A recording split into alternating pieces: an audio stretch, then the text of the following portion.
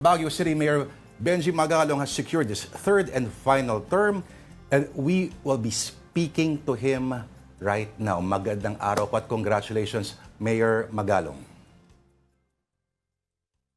Mayor. Mayor, good afternoon Good po. afternoon, Lourdes. Good afternoon, Denise. Good afternoon sa ating mga viewers.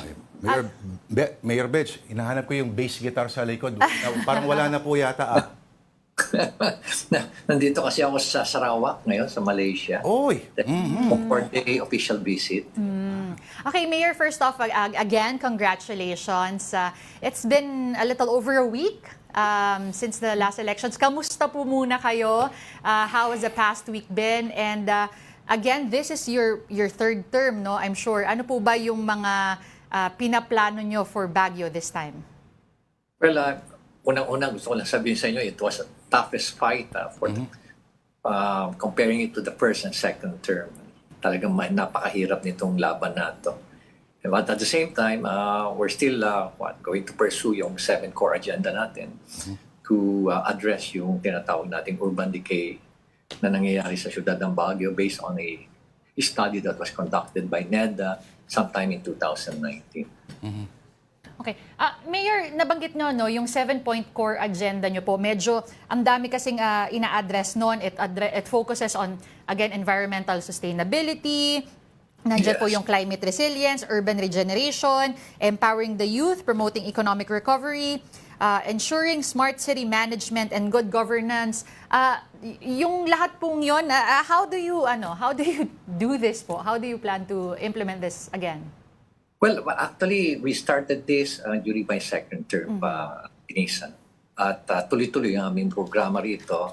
Meron kami mga strategic projects and programs to achieve all of this. We might not be able to achieve, our objectives in some of the agenda, but definitely we'll be able to, start the programs in the next siguro. We have started, as I've said, we have already started it, and hopefully we'll be able to achieve probably about 70 to 80% of that. Mayor Betch, kayo po ay naging mayor a year before nagkaroon ng siguro isa sa mga pinakamatinding hamon sa lahat ng local executive. Nagka-COVID agad after 20. Yung pakauupo nyo lang po, no? Noon. Pero kung maaari nyo po kaming bigyan, top 3 lessons po para sa sino mang nais mamuno ng syudad na natutuhan po ninyo in your first 2 terms. Well, siguro unang-una kailangan mo ng competence. Pangalawa, kailangan mo ng character. And finally, dapat meron ka ring ability to manage crisis. Ito yung crisis management. Siguro yung tatlo na yun, competence, character, and crisis management. Ano naman po yung mga bagay na na-realize nyo po habang kayo po ay mayor na wala pong nakapagsabi sa inyo? Well, siguro ang pinakamahirap sa lahat yung baguhin yung mindset ng ating mga empleyado at constituents. Kasi alam mo, nasanay na ang public service is always linked to politics. Tutulungan kita, bibigyan kita ng serbisyo dahil supporter kita, campaigner kita, ipropromote kita dahil o kaya i-appoint kita dahil kamag-anak kita, campaigner kita o kaya supporter kita. Yun ang kailangang i-break natin sa ating mga residente at the same time sa ating mga voters, constituents. Mayor, alam natin kaka-secure nyo nga lang po, no, ng panalo. Pero matanong ko lang din, ano po ba ang plano? This is your third term. Ano pong plano after? Pagkatapos? Oo. Well, itong pan namin ngayon, itong strong advocacy namin sa good governance, especially in the fight against corruption. Aside from yung 7 core agenda namin, although doon naman yun, stipulated yun sa good governance. Pero siguro ang pinakamahirap na laban namin ito, especially for this third term, itong laban sa corruption. Especially at the national level. So, hindi lang kami sa Baguio, we have significantly addressed corruption in the city of Baguio. In fact, we're saying na almost 90% talagang na-address namin yung corruption. Meron pa rin natitira, meron pa rin kami mga minomonitor ng mga empleyado namin, members of top management na involved pa rin sa corruption. Pero hopefully, they will toe the line at makita naman nila na talagang kailangan talagang mahinto na to, and everything starts with us. There's no substitute to leadership by example. Sabi nga na, good governance always starts with me, with the leader. Okay, Mayor Benji, siguro ang gustong talagang tanongin ng katabi ko rito ay, will you be seeking higher position after? Kasi may kumakalat-kalat po na pangmamarites po. Oo, may tandem na nga eh. ang May sabi. tandem na raw sa social media. For 2028, Magalang for President, Vico Soto for Vice President. Ano po ang inyong reaction dito? Lord, Denise, lagi mo naman binabanggit yan.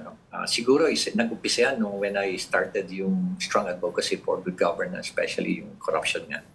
At sinasabi na kaya ginagawa ni Magalong yan dahil nga nagplaplano lang yan tumakbo sa mga higher position.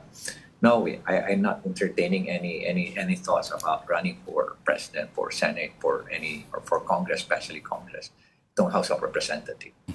Ginagawa ko lang to because, it's a legacy that we can pass on to the next generation. Sorry, Mayor, i-clarify ko lang. You are not entertaining right now or at all? Kaya nag-usap-usap na kami ng members ng family ko, sabi ko, Hernan. Siguro after my third term, I would rather spend my time with my grandkids. Pahinga ka naman daw. Sa kanila. O parang ganda no? Tambalang Magco. Ano ibig sabihin nun? Magalong Vico. Oo. O pero, Nangungulit ka, Lord. opo. Mayor Benj, may pag-asa pa ho ba yung traffic sa Baguio yung papasok?